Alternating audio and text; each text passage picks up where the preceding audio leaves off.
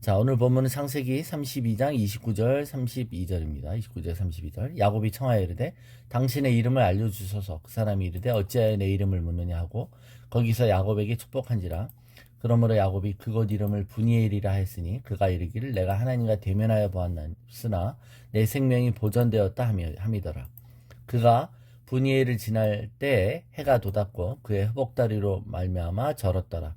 그 사람이 야곱의 허벅지 관절에 있는 둔부의 힘줄을 쳤으므로 이스라엘 사람들이 지금까지 허벅지 관절에 있는 둔부의 힘줄을 먹지 아니하더라. 자, 야곱은 하나님과의 씨름을 통해 복을 받습니다. 야곱의 씨름의 본질을 우리는 오해하면 안 된다 그랬습니다. 하나님은 야곱에게 이름을 물으셨어요. 그리고 이름을 바꿔주십니다. 남을 속이고 남을 등쳐먹던 삶에서 하나님을 이기는 자로 자신의 연약함을 있는 대로 고백하고 나와 하나님 앞에 항복할 때 우리에게 승리를 주시는 하나님을 경험하는 것이죠. 자, 이 체험을 하고 나서 하나님을 알고 싶어지는 거예요. 그리고는 거꾸로 묻습니다. 하나님의 이름을 묻는 거예요. 하나님의 이름을 묻습니다, 여러분.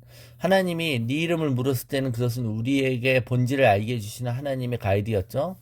그럴 때 우리가 하나님의 이름을 알고 싶은 건 무엇입니까? 여러분, 하나님에게 수많은 이름이 있죠. 하나님의 속성을 나타내는 이름들, 즉 하나님의 성품을 나타내는 그런 이름들입니다. 그리고는 그곳 이름을 묻고 그곳을 브니엘이라고 칭합니다. 브누엘, 브니엘. 그리고 자신의 옛 자아가 무너진 그 사건이 일어난 그곳에서 자신이 하나님을 대면하여 보았다라고 고백하고 깨닫게 되는 것이죠. 그가 정말 하나님을 만난 거예요. 그는 인간과 만난 게 아니라 하나님을 만난 거죠. 근데 자신이 살아있을 경우, 자아가 살아있으면 하나님의 얼굴과 임재가 보이지 않습니다. 그는 자신 그래서 자아를 붙잡았을 때 인간이 느낄 수밖에 없는 두려움과의 싸움을 브니엘에서 한 것이죠. 그래서 자신의 옛사람의 후패함을 맛보았고 자신 속에 자라는 새로운 사람의 정체성을 인식하게 된 것입니다. 그래서 자신이 하나님을 만난 곳에 지명을 브니엘이라고 붙인 것입니다. 야곱은 자신의 인생에 있어서 하나님을 만나게 된 것들을 그 지명을 기록했죠. 우리가 28장에 보면 베델이라고 하나님의 집이라고 명명했습니다. 그리고 또 하나님의 군대를 만난 곳에서 마하나임이라고 이름을 졌죠. 그리고 또 이제 브니엘이라고 이름을 짓습니다. 그 앞에 베델에서 해주셨던 약속, 또 마하나임에서 해주셨던 그 모든 약속들이 실제가 되는 순간, 그곳이 바로 브니엘이었던 것이죠. 자신이 경험하는 하나님과의 인카운터의 수준이 다 다를 수 있습니다. 인간은 어리석고 또 부족합니다. 그럼에도 불구하고 조금씩 하나님을 알아가고 경험하고 하나님의 영광과 임재 속에 그 더 나은 영광으로 나아가고 있습니다. 우리는 어디쯤 위치하고 있을까요?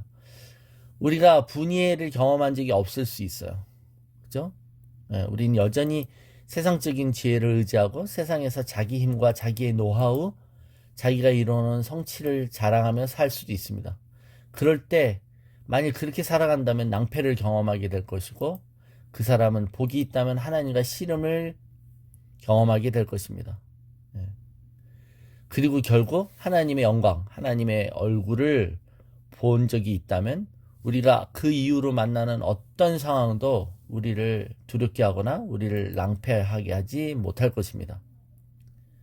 그러나 인간은 이 분이에까지 이르지 않으려고 얼마나 도망다닙니까? 얼마나 자기 힘으로 싸웁니까? 그래서 여러분, 야곱의 이런 인생의 여정은 어떻게 보면 BC와 AD로 나누어지는 것이죠. 그가 정말 하나님을 진정코 만나는 순간, 베델에서도 만났고 마에나임에서도 만났지만 실제로 그가 본질적으로 변하게 되는 이 만남은 브니엘에서 만남인 것이죠. 우리는 좀처럼 야곱처럼 내 생각, 내 방법, 내가 자랑하고 의지하는 것들을 포기하려고 하지 않습니다. 그래서 자기를 십자가에 못 박는다는 건 너무나도 인간에게 있어서는 고통스러운 것이죠. 예. 왜냐? 인간은 자기 중심적으로 살고 자기 잘난 맛에 살고 있기 때문에 그렇습니다. 예. 그런 우리에게 분이엘 사건이 일어나기를 축원합니다.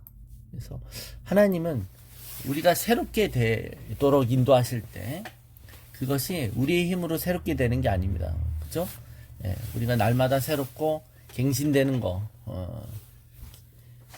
또 새로워지는 모든 역사는 오직 하나님과의 만남 속에 이루어집니다. 고린도후서 5장 17절 그런즉 누구든지 그리스도 안에 있으면 새로운 피조물이라 이전 것은 지나갔으니 보라 새 것이 되었도다.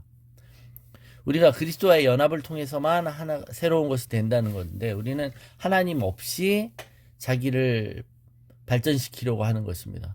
자, 에베소서 4장 22절 24절 너희는 유혹의 욕심을 따라 썩어져가는 구습을 따르는 옛사람을 벗어버리고 오직 너희의 심령이 새롭게 되어 하나님을 따라 의와 진리의 거룩함으로 지으심을 받은 새 사람을 입으라. 예. 그러니까 여러분 우리가 이전 것을 버려버리고 새로운 것으로 향해 나아가야 되는 것이죠. 그 순간에 대한 고백을 분이엘로 하고 있는 것입니다.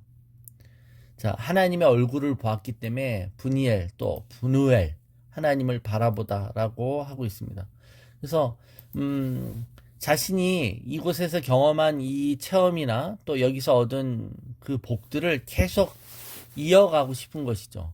그럴 때 장치를 만드는 거예요. 장치를 만드는 거. 그럴 때 분우엘인 거예요. 분우엘. 분우엘은 하나님을 바라보다는 겁니다.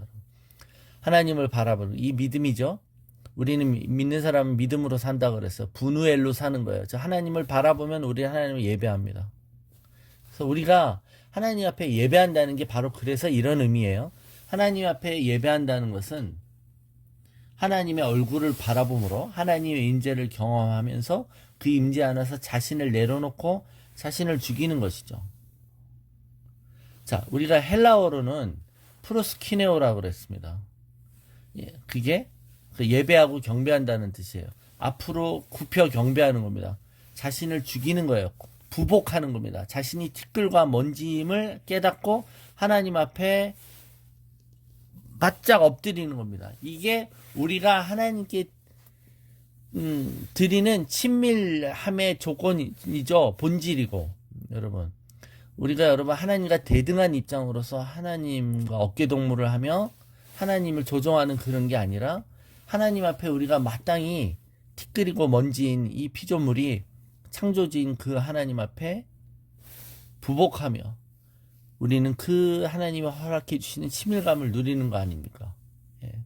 그래서 야곱이 자신의 모든 경험을 제대로 정리하고 있어요. 그리고는 그는 분이엘이라고 칭했으며 자신의 삶을 예배하기로 결정하는 것입니다. 그래서 우리의 정체성이 야곱에서 이스라엘로 바뀐다는 이것이죠. 그렇죠? 우리 인생에서 이런 터닝 포인트의 경험이 실제로 있는지를 한번 여러분 스스로에게 물어보셔야 됩니다.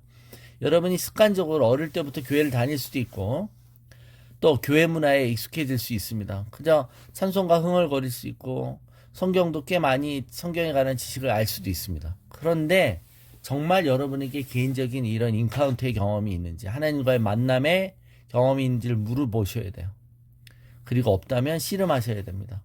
그것이 인생에서 일어날 수 있는 가장 큰 복이며 우리가 경험할 수 있는 가장 큰 기적인 줄로 믿습니다.